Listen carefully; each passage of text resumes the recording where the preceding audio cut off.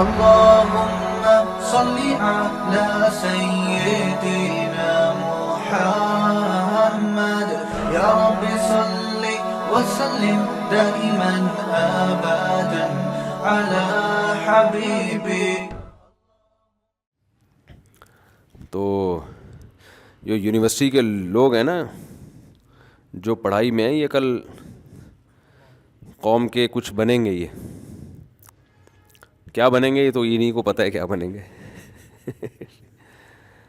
تو اقرا یونیورسٹی میں پڑھنے کے باوجود تبلیغ میں وقت لگا لینا، بیانات سن لینا، دین پہ چل لینا، یہ بڑے دل گردے کی بات ہے، کیونکہ یونیورسٹیوں کا جو ماحول ہے وہ بہت ہی خرابی کی طرف جا رہا ہے. اور اس میں انسان کو بڑی بڑی امنگیں کہ میں یہ کروں گا، میں یوں کروں گا، وہ کرے نہ کرے لیکن برباد ہو جاتا ہے. تو اس لیے میں کوئی یونیورسٹی کا کوئی شکار نظر آ جائے نا مجھے تو اس کو میں زیادہ فوکس کرتا ہوں. اور ابھی ہمارا ارادہ ہے، شکار کا مطلب یہ نہیں کہ کوئی ہم اس کو پکڑیں گے ماریں گے، مطلب کہ اس پہ محنت کرنی ہے. اچھا، یونیورسٹی والے ہم سے ڈرتے ہیں کہ پتہ نہیں یہ مولانا بنا کے لوگوں کو کیا کر لیں گے. تو خوب سمجھ لیں کہ جو لوگ بھی مذہب کو فالو کرتے ہیں ان کی دو قسمیں ہیں. ایک تو یہ، ایک وہ قسم ہے، بیان تھوڑا چینج ہو رہا ہے لیکن ضرورت ہے نا وقت کی. ایک تو وہ قسم ہے جو آپ کو باغی بناتی ہے، لیبل دین کا ہوتا ہے. کچھ مذہبی اسکالرز ایسے ہیں کہ جب آپ ان کی باتیں سنیں گے نا، بات تو لیبل قرآن حدیث اور سب ظاہر ہے، سب نے تو لیبل تو وہی لگانا ہے نا، لیکن جب آپ ان کو کنٹینیو سنیں گے تو اس سے جو تربیت ہو رہی ہے نا، وہ تربیت اس ٹائپ کی ہو رہی ہے کہ بچے ماں باپ کے خلاف باغی بنتے چلے جا رہے ہیں، عوام ریاست کے اسٹیٹ کے خلاف، طالب علم اپنے ٹیچرز کے خلاف، اور لوگ مولویوں اور علماء کے خلاف، مذہبی رہنماؤں کے خلاف. یہ میسج کنوے ہو رہا ہوتا ہے، اس طرح سے وہ بات سمجھا رہے ہوتے ہیں. تو خوب سمجھ لیں، جو بھی اس طرح کی بات کر رہا ہے نا، جو آپ کو باغی بنا رہا ہے، سسٹم کے خلاف، نظام کے خلاف باغی بنا رہا ہے، اور دلیل یہ دے رہا ہے کہ ہمارے نبی بھی سسٹم کے خلاف اٹھے تھے. بات تو صحیح ہے کہ ہاں، نبی کس کے خلاف اٹھے ہیں؟ سسٹم کے خلاف اٹھے ہیں نا. تو یہ لیبل لگا کے وہ آپ کو ریاست کے اگینسٹ لے کے جا رہا ہے، والدین کے خلاف لے کے جا رہا ہے، بڑوں کے خلاف، ٹیچر کے خلاف. تو سمجھ لو کہ لیبل بہت اچھا ہے، مگر نتیجہ اس کا بہت ہی ڈینجرس اور خطرناک نکلنے والا ہے. ہمارے نبی صلی اللہ علیہ وسلم ریاست کے خلاف نہیں اٹھے. ہمارے نبی صلی اللہ علیہ وسلم نے جو دعوت دی ہے، 13 سال صبر صبر صبر صبر، اور دعوت 2 اور 2 4 کی طرح واضح تھی. اس میں کہیں بھی آپ صلی اللہ علیہ وسلم نے کسی کو کوئی ایسی ٹریننگ نہیں کی کہ بچوں کو ماں باپ کے خلاف بنایا جائے، یا اہل مکہ کو اہل مکہ کے خلاف لڑوایا جائے. آپ 13 سال کا مکی دور دیکھ لیں، صبر صبر صبر صبر. مکہ والوں نے ہی ظلم زیادتی کی ہے. فریڈم آف اسپیچ پہ جو پابندی لگی تھی نا، بولنے کی آزادی، وہ مکہ والوں کی طرف سے سلب کی گئی تھی. آپ کو یونیورسٹی میں بلا کر بولنے دیا جا رہا ہے اور آپ اسی یونیورسٹی میں ان کے خلاف باغی بنا رہے ہو. تو یہ تو کہاں کی بات کہاں لگا رہے ہو آپ. یعنی ایسے لوگ بھی ہیں جو یونیورسٹیوں میں جا کے بیان کرتے ہیں اور اس یونیورسٹی کے خلاف ماحول بنا رہے ہوتے ہیں، اور دلیل دیتے ہیں کہ ہمارے نبی صلی اللہ علیہ وسلم نے بھی بغاوت، یعنی یہ ماحول بنایا ہے. تو ہمارے نبی صلی اللہ علیہ وسلم پر تو بولنے پر پابندی لگائی گئی ہے. نوح علیہ السلام نے 950 سال تبلیغ کی ہے، قوم نے دھمکیاں دی ہیں آپ کو. لوط علیہ السلام نے جب تبلیغ کی ہے تو قوم نے دھمکیاں دی ہیں، لَتَكُونَنَّ مِنَ الْمَرْجُومِينَ، ہم تجھے پتھر مار کے ہلاک کر دیں گے. سمجھتے ہو بات کو کہ نہیں سمجھتے؟ پھر جب آپ صلی اللہ علیہ وسلم کو مدینہ سے نکلنے پر مجبور کیا گیا تو بھی آپ نے بغاوت، علم جہاد بھی بلند نہیں کیا، بلکہ آپ صلی اللہ علیہ وسلم مدینہ گئے اور مدینہ میں چاروں طرف یہودیوں سے آپ نے معاہدے کیے تاکہ جنگ بندی ہو، ہم اپنی بات، اپنا پیغام صحیح طرح سے لوگوں تک پہنچا سکیں. تو سیرت کا یہ بھی تو پہلو ہے نا. اس کے بعد مشرکین مکہ کی طرف سے ایگریمنٹ کی خلاف ورزی ہوئی ہے، صلح حدیبیہ کی. پھر آپ کا یہ حق تھا کہ آپ چڑھائی کریں کس پر؟ مکہ پر. تو 10,000 کا لشکر تھا، اتنی بڑی تعداد تھی، وہ لے کر آپ نے پھر مکہ پہ حملہ کیا ہے. اور وہ تو آج ایک ایسا عجیب سا ذہن بنایا جا رہا ہے کہ بچے ماں باپ کے خلاف ہوتے جا رہے ہیں. دیکھو ایک مثال دیتا ہوں. کوئی صاحب تقریر کے دوران یہ کہنے لگے، ان کے ذات پہ مجھے کوئی اعتراض نہیں، ایسا نہ ہو میرا کلپ ان کے کلپ کے ساتھ چلا کے پھر لڑوانا شروع کر دیں. لوگ مذہبی لوگوں کو لڑواتے بھی ہیں کہ دیکھو یہ کیا کہہ رہے ہیں، مفتی صاحب کیا کہہ رہے ہیں. اب نیچے کسی نے ان کو گالیاں دی ہوں گی، کسی نے مجھے برا بھلا کہا ہوگا. تو یہ کام نہ کریں. میرا مقصد ہے کہ چونکہ ایک بات پھیل رہی ہے تو میں صرف مثال کے ذریعے اس کو سمجھا دوں آپ تک. کسی کی پر تنقید کرنا، کسی کی جو پازیٹیو کام کر رہا ہے وہ کرتا رہے بھائی، ٹھیک ہے، لیکن غلطی ہر ایک سے ہو جاتی ہے. تو اس کو بس اتنا ہی رکھا جائے کہ کوئی غلط میسج نہ جائے. تو مقصد کسی کی دل آزاری یا کسی کی ویلیو کم کرنا نہیں ہے. تو ایک پیغام آج کل یہ بھی چلایا جا رہا ہے کہ جی ماؤں کے قدموں کے نیچے جو جنت ہے نا، تو ہر ماں کی قدم کے نیچے جنت نہیں ہے. ابو جہل جو تھا یا ابو لہب تھا، اس کی بیوی کے قدموں کے نیچے جنت تھوڑی ہوگی، کیونکہ ابو لہب کی جو بیوی تھی وہ تو جہنمی ہے، قرآن نے کہا ہے. اور اس کے تو گلے میں رسی ہوگی جہنم میں، اور اسی رسی کے ساتھ وہ آگ میں ڈالی جائے گی. تو اس کے قدموں کے نیچے کہاں سے جنت؟ مطلب ماں باپ کا بھی صحیح ہونا ضروری ہے، تب ان کے قدموں کے نیچے جنت ہے. کہنے والے شاید یہ پیغام دینا چاہتے ہیں کہ ماں باپ کو اپنی بھی اصلاح کرنی چاہیے، صرف یہی نہ دیکھیں کہ ہمارے پاؤں کے نیچے جنت ہے. لیکن جو سامنے عوام بیٹھی ہوئی ہے بھائی، وہ ماں باپ کا احترام ان کے دلوں سے نکلے گا. وہ اپنے ابا اماں کے بارے میں نا تجزیہ کریں گے، یہ اماں ٹھیک ہے یا ابا ٹھیک ہے یا نہیں ہے. جبکہ اسلام کیا کہتا ہے کہ ابا اماں جیسے بھی ہوں، آپ نے ان کے قدموں کے نیچے جنت تلاش کرنی ہے، ان کی اطاعت کرنی ہے. اب رہا مسئلہ ابو لہب کی بیوی کا، تو ابو لہب کی بیوی کے بارے میں علماء نہیں کہتے کہ اس کے قدموں میں اس کے لیے جنت ہے. ہم کہتے ہیں اس کے قدموں میں جنت ہے اس کی اولاد کے لیے. نہیں یاری بات میرا خیال ہے. نبی صلی اللہ علیہ وسلم نے مشرکین مکہ میں کوئی ایک روایت بھی نہیں ملتی کہ اپنی ان مشرکین کو، ان میں جو ایمان لے کر آ رہے ہیں، ان کے مشرک ماں باپ کے خلاف بھی ورغلایا ہو کبھی آپ نے. بلکہ سورہ لقمان میں تعلیم کیا ملتی ہے، سورہ عنکبوت، یہ مکی صورتیں ہیں، مکہ میں نازل ہوئی ہیں، جب چاروں طرف مشرکین پیغمبر صلی اللہ علیہ وسلم کو شدید نقصان پہنچانے کی کوشش کر رہے تھے. اس وقت کی آیت نازل ہوئی وَإِن جَاهَدَاكَ عَلَىٰ أَن تُشْرِكَ بِي، کہ اگر یہ تمہیں مجبور کرے شرک کرنے پر، صرف کافر نہیں ہے بلکہ کافر بنانے کی بھرپور کوشش کر رہے ہیں. الفاظ دیکھو قرآن کے، وَوَصَّيْنَا الْإِنسَانَ بِوَالِدَيْهِ، ہم نے انسان کو وصیت کی ہے کہ اپنے والدین کے ساتھ اچھا سلوک کرے. وصیت کا لفظ قرآن نے استعمال کیا، حالانکہ وصیت اس حکم کو کہا جاتا ہے جو انسان مرتے ہوئے آرڈر دے کے جا رہا ہوتا ہے. تو اللہ پر تو موت نہیں آتی، لیکن وصیت کا لفظ اللہ نے کیوں استعمال کیا؟ یہ بتانے کے لیے کہ اتنا اہم آرڈر ہے. جیسے مرتا ہوا جب کوئی آرڈر دے کر جاتا ہے تو چھوٹے موٹے آرڈر نہیں دیتا. بے انتہا تاکید کے ساتھ تمہیں کہہ رہا ہوں کہ اپنے ابا اور اپنی اماں کے ساتھ بے انتہا اچھا سلوک کرنا ہے. اولاد کو یہ اجازت نہیں ہے وہ دیکھے ابا اچھے ہیں کہ گندے ہیں، ابا ٹھیک چل رہے ہیں کہ غلط چل رہے ہیں. او بھائی آپ پر تو احسان کر دیا نا انہوں نے بچپن میں. اب آپ ایسی گائیڈ اگر لوگوں کو کریں کہ لوگ ابا اماں کے خلاف باغی ہونا شروع ہو جائیں. ہاں یہ ضرور ہے کہ نافرمانی میں ماں باپ کو فالو نہیں کرنا. تو قرآن کے الفاظ ہیں، ہم نے انسان کو وصیت کی ہے کہ اپنے والدین کے ساتھ اچھا سلوک کرے. وَإِن جَاهَدَاكَ، اے اللہ اچھا سلوک، یعنی اس کا یہی مفہوم علماء بیان کرتے ہیں، ان کے قدموں میں جنت تلاش کرے. یہ تعبیر ہے. گویا ہم قرآن کی آیت کا مفہوم اپنے الفاظ میں یوں بیان کر سکتے ہیں کہ ہم نے اولاد کو وصیت کر دی ہے کہ والدین کے قدموں میں جنت تلاش کرے. ہو گیا نا یہ؟ اے اللہ اگر کوئی کافر والدین ہو تو بھی جنت تلاش کریں. اللہ نے کیا کہا؟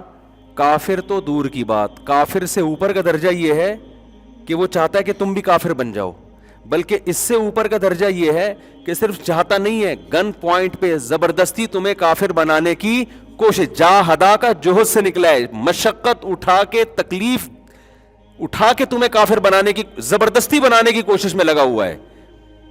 تو بھی اللہ نے فرمایا فلا تطعہما، تو کفر اور شرک میں ان کی اطاعت نہیں کرنی۔ تو اللہ ٹھیک ہے، جب اطاعت نہیں کرنی تو ان کے قدموں میں، تو وہ تو خود جنت میں نہیں جائیں گے، تو ان کے قدموں میں جنت کہاں سے ہو گئی؟ اللہ نے فرمایا وصاحبہما فی الدنیا معروفا، دنیا میں ان کے قدموں میں جنت ہی تلاش کرنی ہے، ان کی خدمت کر کے، ماننا نہیں ہے ان کی بات کفر شرک کے معاملے میں، لیکن تمہارے لیے ان کے قدموں میں ہم نے جنت رکھ دی ہے۔ تو ان اسکالر سے یہ بڑی مسٹیک ہو رہی، میں کلپ سن رہا تھا، میں نے کہا بہت بڑی مسٹیک کی بات محترم کر رہے ہیں کہ وہ مثال دے رہے ہیں کہ کافر کے قدموں میں جنت کہاں سے آ گئی۔ بھائی علماء یہ تھوڑی کہتے ہیں کہ اس کے لیے جنت ہے، اس کی اولاد کے لیے جنت ہے۔ سمجھ میں آ رہی بات کہ نہیں آ رہی؟ آج کل یہ مسئلہ بھی ہے ٹیچر کے احترام میں کھڑے ہونا، یہ بھی آج کل ایک بڑا مسئلہ یونیورسٹیوں میں۔ دیکھو ہم ہر چیز میں نا یورپ کو فالو کر رہے ہیں، غیروں کو، غیروں کے ہاں ادب کی ڈیفینیشن الگ ہے۔ میں بار بار چیخ چیخ کے تھک گیا کہ گوروں کے پاس جو چیز ہے وہ لو ان سے، سائنس ٹیکنالوجی ہے، خدا کے لیے لو ان سے، وہ تو لے نہیں رہے۔ تمیز تہذیب ہمارے پاس ہے، ان کے پاس نہیں ہے، ان کے ہاں نہیں ہوتا بڑے کیا ہیں چھوٹے کیا ہیں، ابا کیا ہیں، اما نہیں ہوتا۔ میں تو ابھی دیکھ کر آیا ہوں نا، اور دیکھنے کی کیا ضرورت ہے؟ آپ اتنے لوگ رہتے ہیں، ان سے پوچھ لو۔ اب کچھ اسکالرز وہاں سے پڑھ کے آتے ہیں یا انہی یونیورسٹی سے پڑھے ہوتے ہیں، وہ سائنس ٹیکنالوجی کے نام پہ ہمارا جو ایک تہذیب والا کلچر ہے اس کو بھی کیا کر رہے ہیں؟ ختم۔ ہمارے ہاں ٹیچروں کا ویسے ہی احترام نہیں ہے، ایک تھوڑا سا رہ گیا تھا کہ آ رہا ہے تو کھڑے ہو جاؤ استقبال میں، وہ بھی ختم کر دیا اس کو غلامی سے تعبیر کر کے۔ تو تمیز جو تھوڑی بہت مارکیٹ میں رہ گئی وہ بھی کیا ہو جائے گی؟ ختم ہو جائے گی۔ اسلاف سے تو بہت ادب تمیز ملتا ہے ہمیں ٹیچروں کے بارے میں، وہ تو روحانی باپ ہے۔ یہ ادب قرآن سے، یہ کسی غیر کی عبادت نہیں ہے، کسی کے احترام میں آپ کھڑے ہو جاتے ہیں یا کسی کو رسپیکٹ دینا شروع کر دیتے ہیں، یہ عبادت تھوڑی کہلائے گی۔ تعظیم الگ چیز ہے، عبادت الگ چیز ہے۔ نبی صلی اللہ علیہ وسلم جو کھڑے ہونے سے منع کیا نا، وہ رہنے سے منع کیا ہے کسی اجمیوں کی طرح، اور اس بات سے منع کیا کہ کوئی شخص یہ چاہے کہ لوگ میرے استقبال میں کھڑے ہوں، اور ایسے شخص کے استقبال میں کھڑے بھی نہیں ہونا چاہیے جس کی یہ چاہت ہے، وہ عزت کی بھیک مانگ رہا ہے آپ سے۔ لیکن اگر کوئی ٹیچر یہ چاہتا ہے کہ لوگ میرے شاگرد میرے استقبال میں کھڑے ہوں، لیکن اس چاہت سے اس کی مراد یہ نہیں ہے کہ میری اپنی تکبر اس میں، بلکہ طلبہ کی ٹریننگ کے لیے وہ چاہتا ہے تاکہ ان میں تمیز آئے، تو یہ بالکل جائز ہے۔ تو یونیورسٹیوں میں استاذوں کا احترام نکل رہا ہے، گھروں میں ابا اماں کا احترام نکل رہا ہے، چھوٹا بھائی بڑے بھائی کو نہیں مان رہا۔ جو جہاں توحید ہونی چاہیے، توحید کی ڈیفینیشن کسی کا ادب کرنا، کسی کو رسپیکٹ دینا، یہ توحید کے خلاف نہیں ہے۔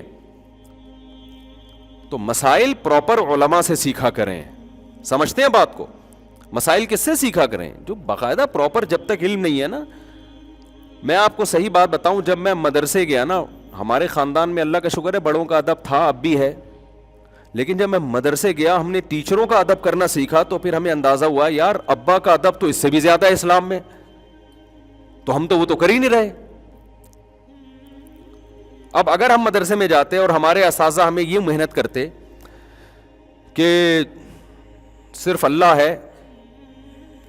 ہے سب کچھ، عبادت صرف اللہ کی ہوگی، مانی صرف اللہ کی جائے گی، ہم کسی کے غلام نہیں ہیں، ماں باپ کے بھی غلام نہیں ہیں، ریاست کے بھی غلام نہیں ہیں، لیبل لگا ہوتا توحید کا، سبحان اللہ الحمدللہ کی صدائیں گونجتی، یار یہ ہے توحید، لیکن اصل میں اس کا رزلٹ کیا نکل رہا ہوتا؟ ابے بھائی کون ماں باپ کی عبادت کرتا ہے؟ بھائی کون ٹیچروں کی عبادت کرتا ہے؟ آہستہ آہستہ ہم کس طرف چلے جاتے ہیں؟ بدتمیزی کی طرف۔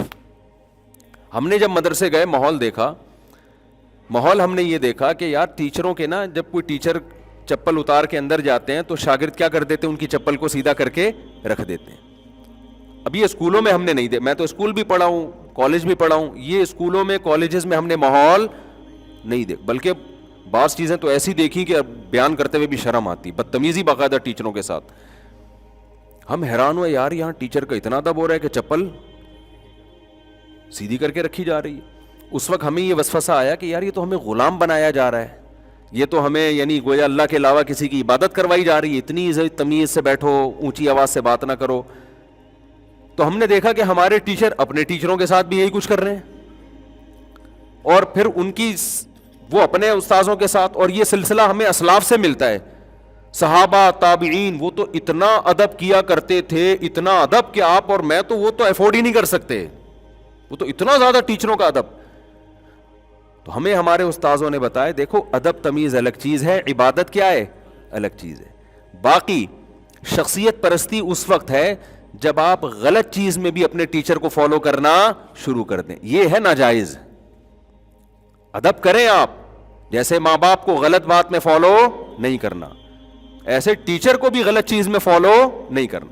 ہمیں یاد ہے ایک دفعہ ہم نے اپنے شیخ حضرت مفتی رشید احمد صاحب رحمہ اللہ سے عرض کیا کہ حضرت وہ آپ کہتے ہیں کہ شریعت میں یہ حکم ہے ایسے کرو, فلاں بزرگ جو ہمارے استاذ ہیں ہمیں پڑھاتے ہیں جن کا ہم بڑا احترام کرتے ہیں وہ تو ایسے نہیں کہتے, وہ تو یوں کرتے ہیں, تو ہمیں بھی یوں کرنا چاہیے. انہوں نے کہا بھائی بڑوں کا ادب احترام کیا جائے گا, اچھی چیزوں میں ان کو فالو کیا جائے گا, اگر ان میں کوئی غلطی ہے تو اس غلطی میں ان کو قطعاً فالو مت کرو.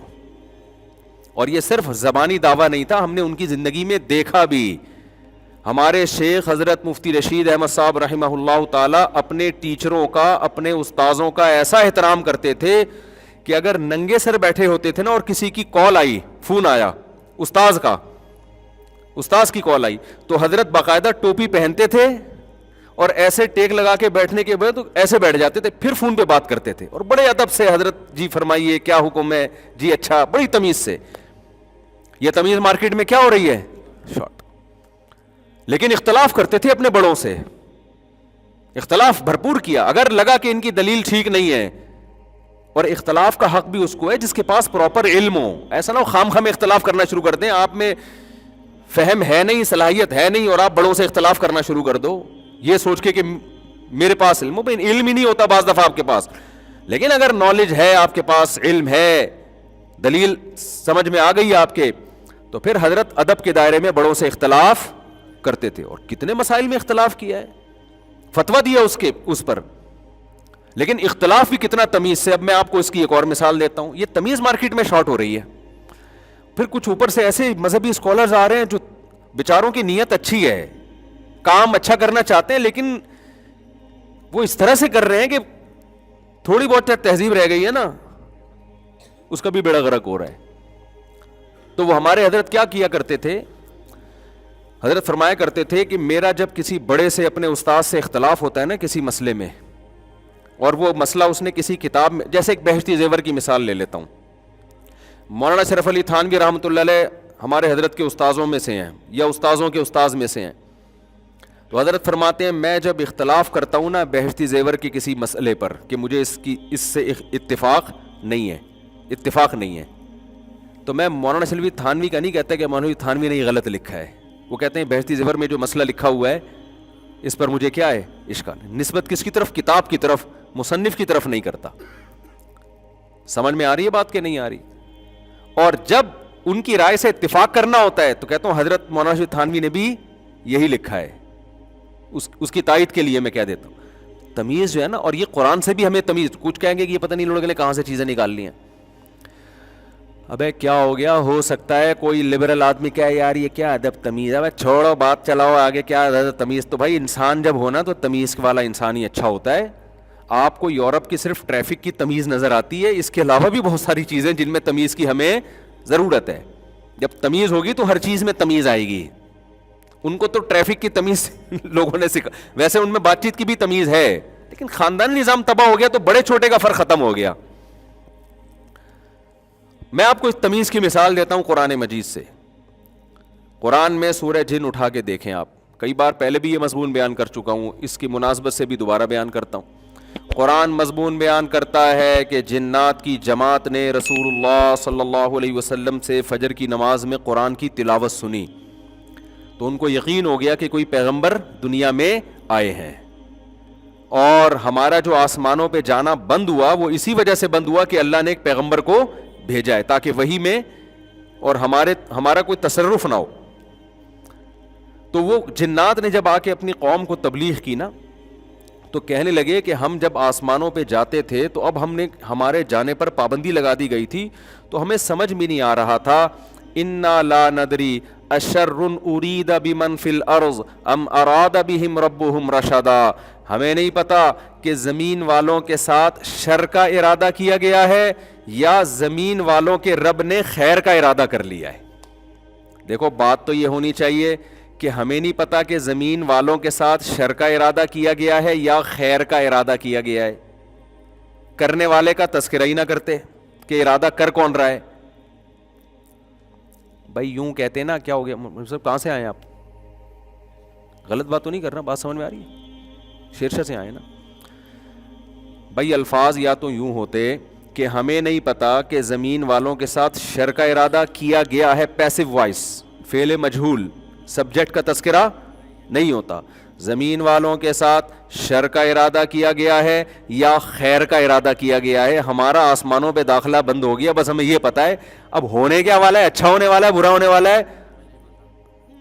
وہ سانو کیا کہتے ہیں پنجابی میں, سانو نہیں پتا کہ کی ہو رہا ہے, یہ ہونے والا کی ہے.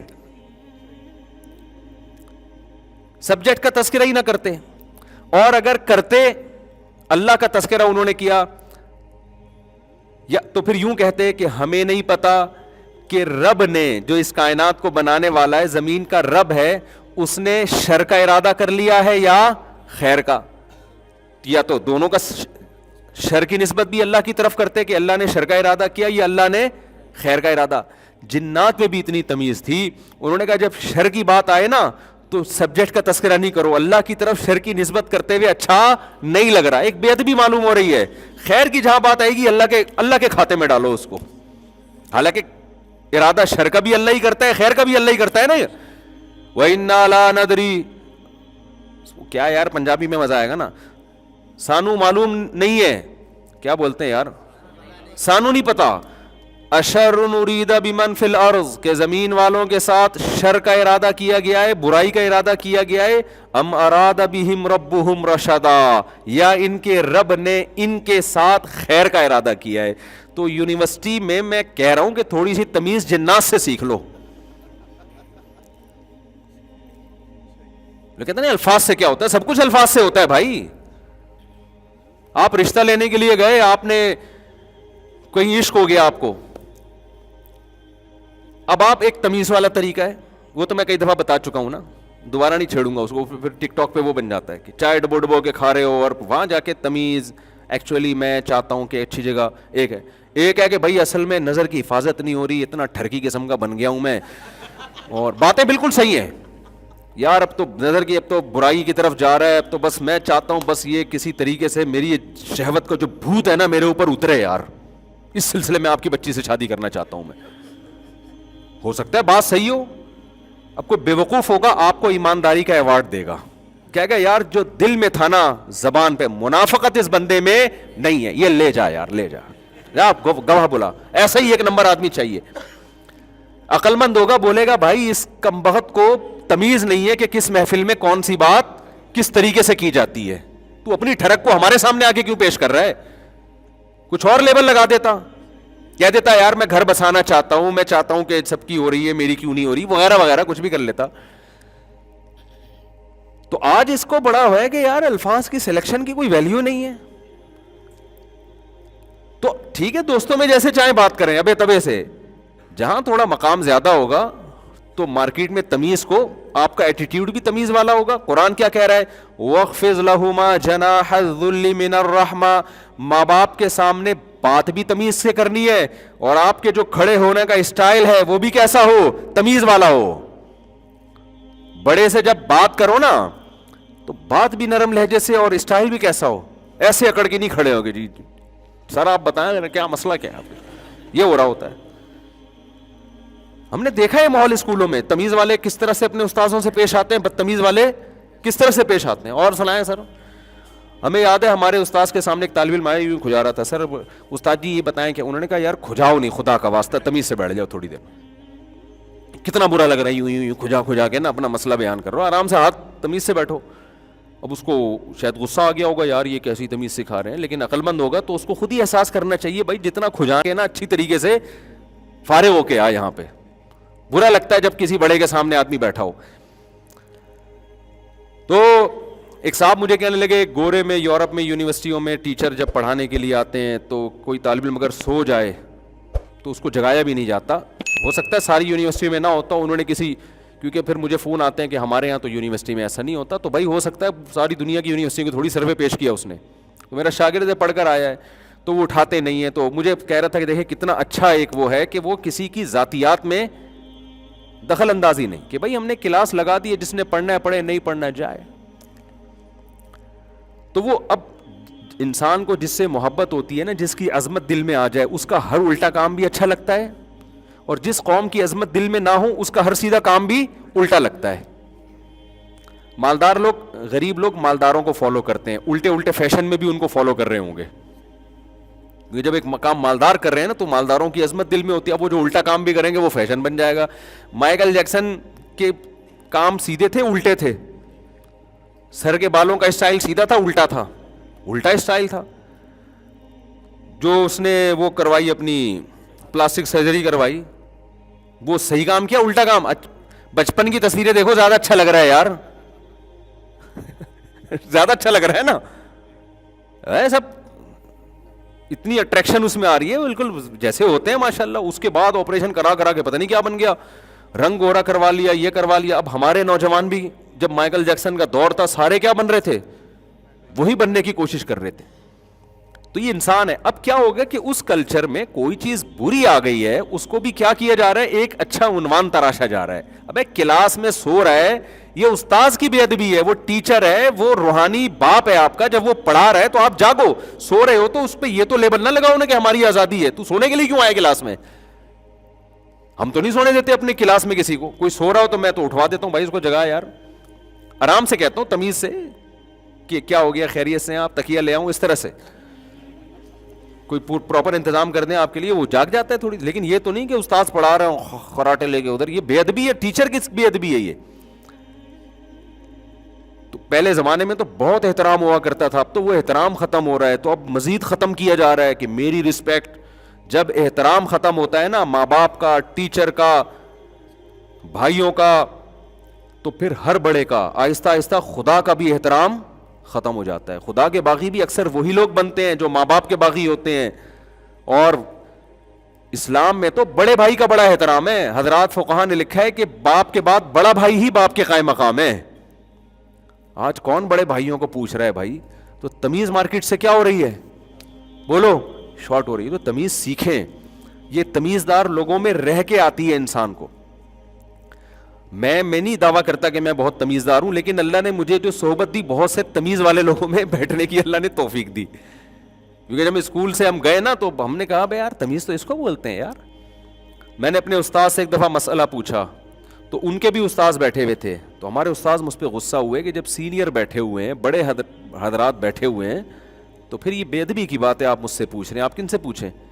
ان سے پوچھیں. آج تو کیا ہوگا، آپ بڑے سے پوچھ رہے ہیں، چھوٹا آئے گا اب اس سے کیوں پوچھ رہا ہے؟ مجھ سے پوچھنا بھائی، تو میں ہوں نا، جب تو مجھے میں بتاؤں گا تجھے. یہ تو ان کو تو کچھ بھی نہیں آتا. جب کہوں کہ یار یہ تو آپ غلط کر رہے ہو، کہتا ہے آپ غلط کیا کر رہے ہیں؟ میں دلیل کو مانتا ہوں بھائی، بڑا چھوٹا ہمارے ہاں بڑے چھوٹے کوئی بھی نہیں ہوتے. تو اس کا نتیجہ نکل رہا ہے کہ ہر آدمی دوسرے کی ٹانگیں کھینچنے میں لگا ہوا ہے. بدگمانیاں، بد زبانیاں، بدتمیزیاں، نہ گھروں میں احترام باقی رہا ہے. بڑے بھائی کا، بڑی بہن کا، بڑی بہنوں کو ماں جیسا سمجھا جاتا تھا، بڑے بھائی کو باپ جیسا سمجھا جاتا تھا. کوئی گاؤں دیہاتوں میں رہ گئی ہیں یہ چیزیں. تو اسکولوں میں، کالجز میں، یونیورسٹیوں میں یہ تمیز سکھانے کی بہت شدید ضرورت ہے. بھائیوں کے نام یہ بھائی جان کہا کرتے تھے پہلے، اب وسیم کیا کر رہا ہے بھائی تو یہ چل رہا ہے بھائی جان کا لقب ہی گیا، رشتوں کا وہی چلا گیا. تو وہی ہو جائے گا بالکل آزاد ہر آدمی. اچھا اس کو تعبیر کرتے ہیں آزادی سے. اس کو کس سے تعبیر کرتے ہیں؟ یعنی آپ دیکھیں نا، ہیومن رائٹس اور ویمن رائٹس کے نام پہ جو تنظیمیں، جو حقوق چل رہے ہیں، اس میں اولاد کے حقوق ملیں گے آپ کو، ماں باپ کے حقوق نہیں ملیں گے. یعنی ماں باپ اگر ذرا سی تیز آواز سے بچے سے بات کرتے ہیں تو انسانی حقوق کی تنظیمیں حرکت میں آتی ہیں کہ بچے کے ساتھ آپ کا یہ ایٹیٹیوڈ کیوں ہے. بچہ آگے سے رپلائی کرتا ہے تو ماں باپ کے خلاف بدتمیزی پر کوئی سزا نہیں ہے, بلکہ ماں باپ کو سزا ملے گی کہ آپ نے اس سے اونچی آواز سے بات کی کیوں. اس کے جواب میں اس نے یہ کہا ہے. نہ بوڑھوں کے حقوق کی بات ہے, ریاست حقوق اٹھا رہی ہے. اولاد کی ذمہ داری ہے نا, تمہارے محسن ہے بھائی, ریاست کی تھوڑی ذمہ داری ہے. ریاست تو بوڑھوں کو بڑا پروموٹ کر رہی ہے, بہت ان کو کیئر کر رہی ہے معذوروں کی, لیکن جو رشتے ہیں وہ کچھ بھی نہیں کر رہے بیٹھ کے. تو خیر کہاں سے کہاں بات چلی گئی. مفتی طارق مسعود صاحب کے بیانات سننے کے لیے youtube.com/مفتی طارق مسعود کو سبسکرائب کریں, اور اگر آپ لائیو ویڈیو کو کبھی بھی مس نہیں کرنا چاہتے ہیں تو سبسکرائب کرنے کے بعد بیل آئیکن پہ کلک کرنا مت بھولیں. جزاک اللہ.